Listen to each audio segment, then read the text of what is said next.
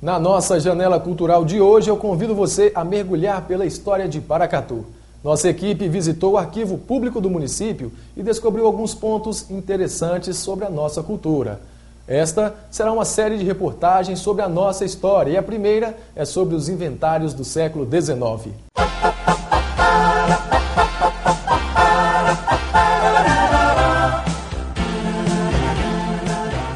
O acervo do Arquivo Público tem aproximadamente 232 metros lineares.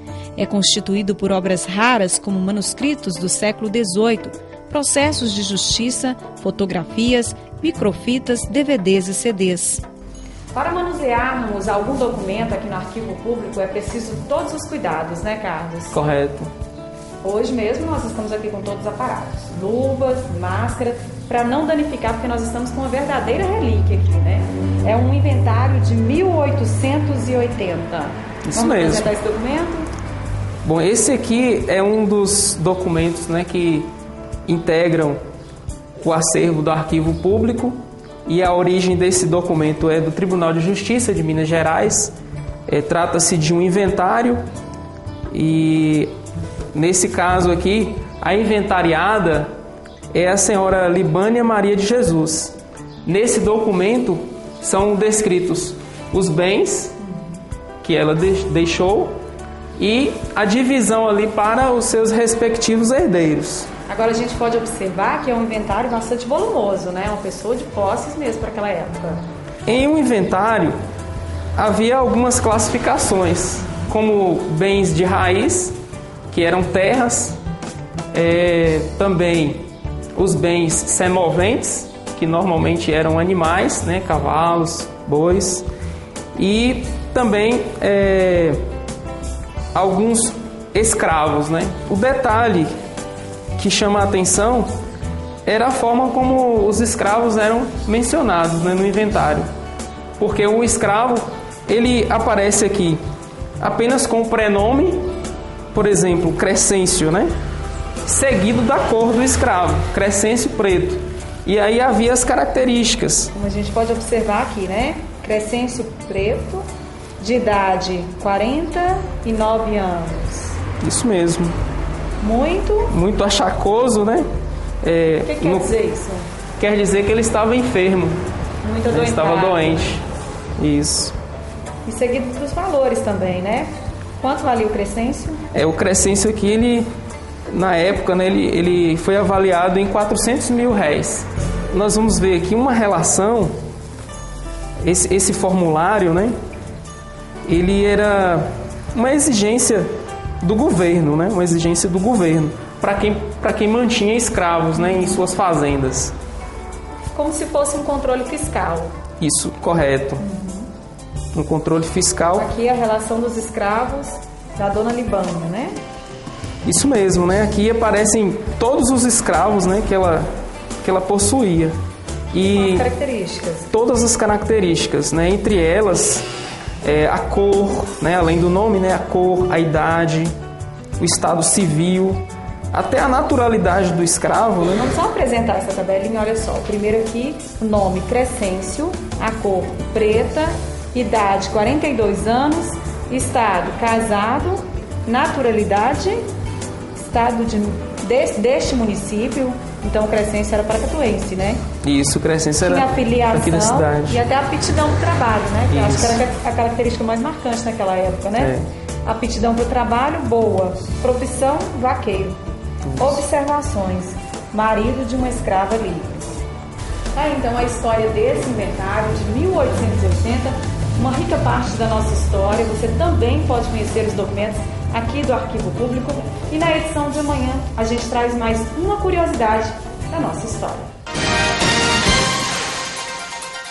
A nossa janela cultural de hoje vai mostrar mais uma reportagem sobre as preciosidades do nosso município que estão no Arquivo Público. Desta vez você vai conhecer o jornal impresso mais antigo que está arquivado lá, o Gazetinha de 1898.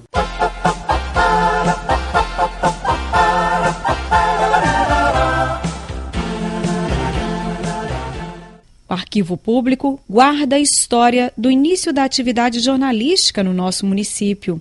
Aqui a gente está com a edição mais antiga de um jornal que a gente tem guardado aqui no arquivo, Cidade de Paracatu, 30 de setembro de 1898, é o Gazetinha. Isso mesmo, né? Vamos apresentar o Gazetinha, então? Vamos apresentá-lo. A gente começa aqui com o expediente, né? Isso mesmo, né? Falando aí sobre a estrutura, né, do jornal, né? Aqui em primeira página, o editorial, como a gente vê hoje em todos os jornais ainda, com uma reflexão que daqui a pouquinho a gente apresenta para vocês.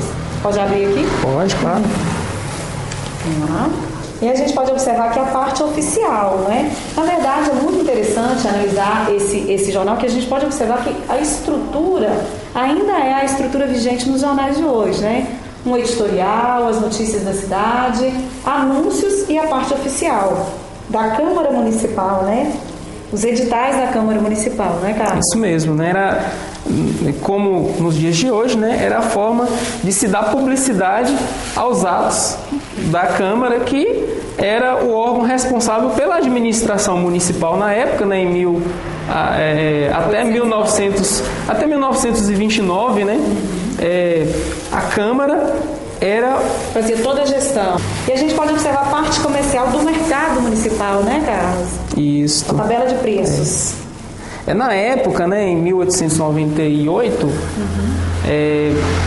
havia um comércio, né, se praticava um comércio, e somente em 1903 que é inaugurado um espaço dedicado à comercialização de produtos, que no caso foi o mercado municipal. E uma curiosidade, ao passo que 60 litros de feijão custava R$45, a dúzia de ovos R$600. R$600. Bem mais caro que o feijão, né? Bem mais Talvez caro. pela dificuldade de se ter acesso, demanda. Possivelmente. Uma rica fonte de pesquisa, né, Carlos? Correto, né? Os jornais, eles trazem conhecimento, trazem informação vasta sobre os fatos de uma época. Só para você ter uma ideia, como eu havia prometido, eu quero encerrar essa entrevista lendo para você um trecho do editorial desse jornal, que é o que a gente nota até hoje nos jornais, na abertura ali, é uma página de reflexão. O editorial desse jornal diz o seguinte: para onde vamos? Esta pergunta, que nos serve hoje de epígrafe, é um interrogatório que a toda hora escapa aos lábios de quem não vê com indiferença o desmoronamento de nossos costumes, enfraquecido até o extremo o princípio da autoridade, a verdade sendo vencida pelo erro, o direito pela força, a justiça pela iniquidade, em suma, tudo transtornado e invertido, como se pudesse ser transposta a ordem natural das coisas pelo capricho dos homens. Um texto atual, né, Carlos? Atual. Então são relíquias que você pode encontrar aqui no arquivo. Se você ainda não visitou, dias de visitação. De segunda a sexta-feira, de 8 até as 2 horas da tarde. Você é convidado.